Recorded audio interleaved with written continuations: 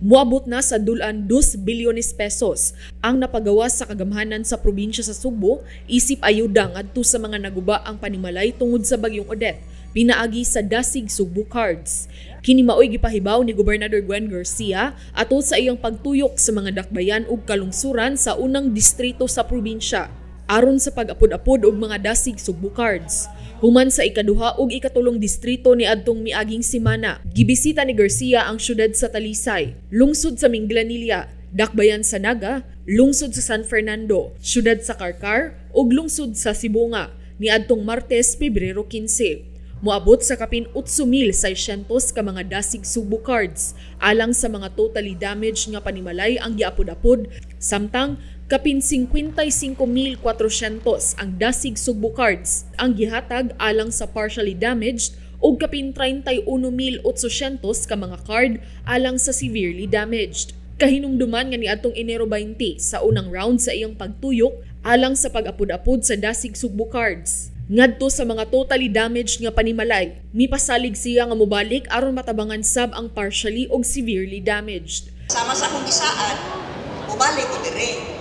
Kay katong una na kong round, katurang mga totally damaged. Nga doon na para pag-ipuno. Kunya sunod, doon ay ningon ko, tabangan sa nato kung severely damaged o partially damaged. Kunya, dili na lagi ko maminaw anang mga istorya nga, gikontrahan mo gud ko sa PHW, manungon gi-apil ako nga. Ayaw yun. No. Ito, mga dayon na uban. Hagoy, kanawa.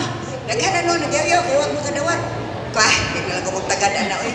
Okay, ang ako lang kalipayan, nakatabang ta sa mga nakadawat.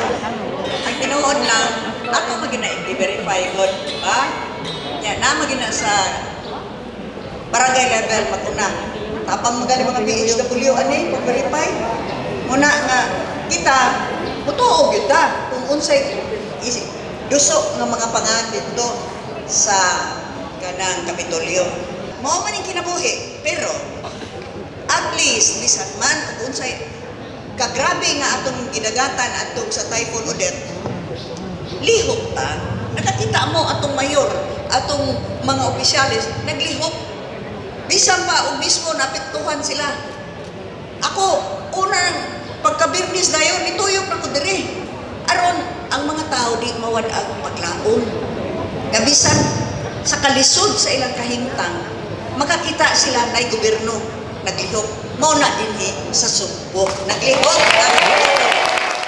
Dili lang ang mga Suboanon kansang panimalay nga naguba sa Odette ang gitabangan. Apan apil sab ang mga mananagat nga naguba ang mga sakayan. Gawas sa materyales, paghimo og bangka.